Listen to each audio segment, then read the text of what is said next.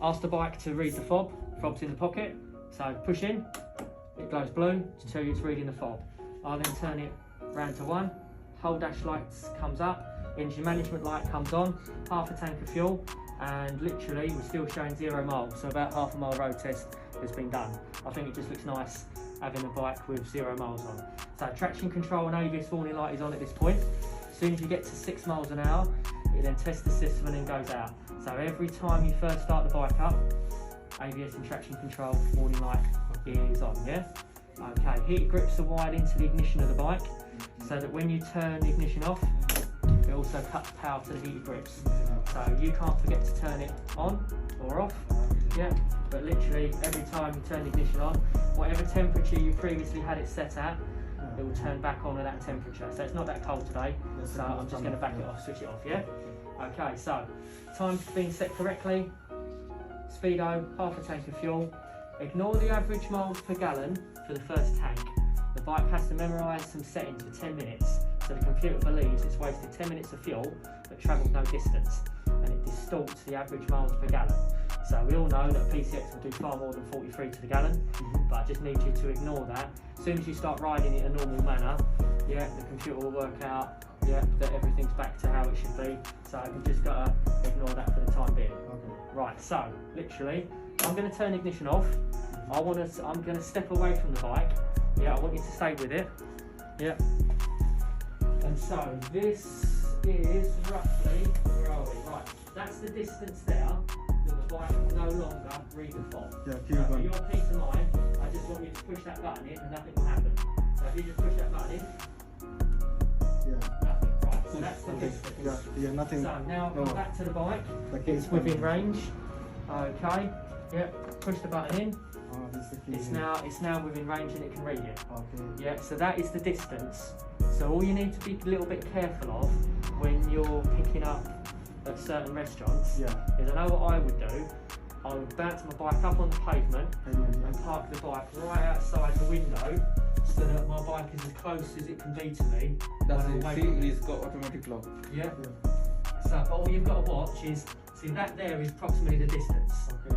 But you could be, your bike could be parked out and you could be waiting for your delivery to be picked up. If somebody's a bit clued up on how the technology works, they could jump on the bike, start it and ride it away. Oh, yeah. So what Honda have given us is the ability to turn this off. So there's a button on here with the key. So if I hold this down, green goes to red. That is now off. And even though I'm next to the bike, nothing. So if there's quite a few of you delivery drivers out and about, tend to look after each other, don't you? You know, so if there's a few of you outside McDonald's and you're not too worried about it, then you don't have to worry about turning this off. Okay. If there was a few other guys just hanging around outside a shop, I would be inclined to turn this off. It takes 5 seconds of your time, and it means that nobody can start the bike. So if I just hold this down again, red goes to green. 3 seconds, isn't it? That is now back on. Activate it. Yes, allows you to start your bike. Yeah? It's nice. Okay. The other button, I don't think it's too important. It flashes the indicators. Yeah? I'm not really feeling that. You know, Honda say if it was in a dark car park and you couldn't see where you parked your bike, you can flash it and it will tell you where. That's the thing I'm looking for. Yeah, you know, like when your bike is locked. Yeah, you know, so that to me is not so important. Yeah, because all that's doing is just flashing the indicators. It's the bottom button that turns this off. Okay. Yeah, your red key is your top box. So literally key in, turn, pop the button.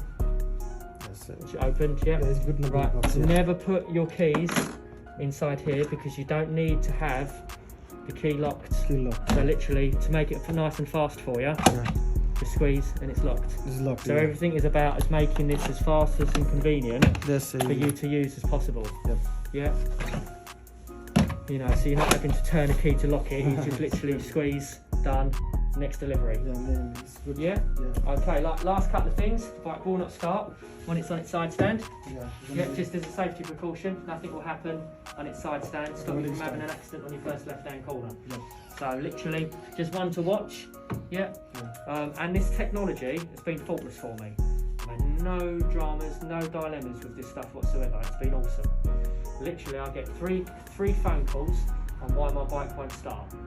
They don't pull the brake in hard enough. They only pull it in slightly. They forget about the side stand. Yep. Okay. And then the third one, tight pair of jeans with some other keys in your pocket as well. The button gets pressed without you realising. You, in your mind, you think that this is on. Yeah. You come back to the bike. Nothing happens. You think that there's a fault on the bike. You ring me up or the AA. You wait for the AA to attend. So you wait an hour of your time, and the AA bloke comes along and goes, "Oh, you silly sod, you've turned your fob off." And I'm telling you, it's happened. It's happened. So I promise you, this has been faultless. This technology, it's been awesome. Yeah, that's cool. Yeah. This one is the tracking. Right. So that you don't have to do anything with. Literally, all what happens to that is the tracker senses the ignition's been turned on, so it thinks that it's happy with that. But what it needs to know is, has this been stolen, or is the correct guy sitting on the bike? Shall I carry on every time both of these? No problem. Yeah, Doesn't you matter, know. So literally, I can carry both of these. yeah, just carry. But what I think is important is you keep them separate. Oh, separate. Separate. Yeah, Okay. because what you don't want to happen in a house burglary, or somebody forces you off your bike at a set of traffic lights, yeah, and says, "I want your fob." If they did that, you don't want to give them that as well. Yeah, you know. So it's really important that that stays separate at all times. Okay. Yeah. You happy with what I've talked through, guys? Yeah. Cool. Happy days. So we just a have bit to of paperwork now. got you sign your life away with me, We have to with Novo starting, Finance. please. Start the bike, please. I've got to get it outside. Yeah. Do you want to do that? Just here town. You want to hear it? All right. Let me go and grab the shop keys. No problem. Literally, pull away. Next time you look down, you'll see warning lights will go out. Yeah, 6 mile an hour. 6 mile an hour. Next time you look down at the screen, it will be gone out. So I need to have like now both of these on, no problem. Right. Okay. Right. Let me show you. Right. So at the moment, the system's not active. Yeah. It needs to test itself. So what we do like to do anyway.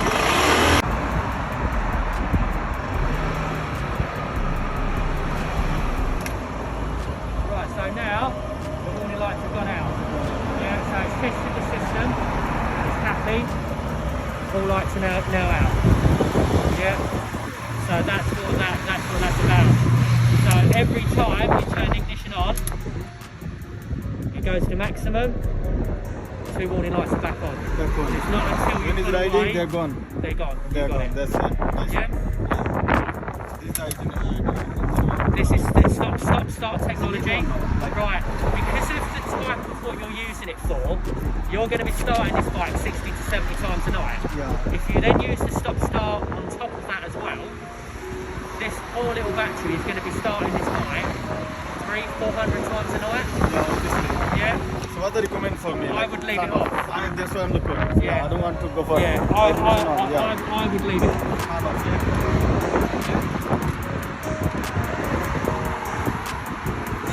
Alright. You wanna go right? So in the moment I'm going 30 between speed 20, 25, 50, highest is 30.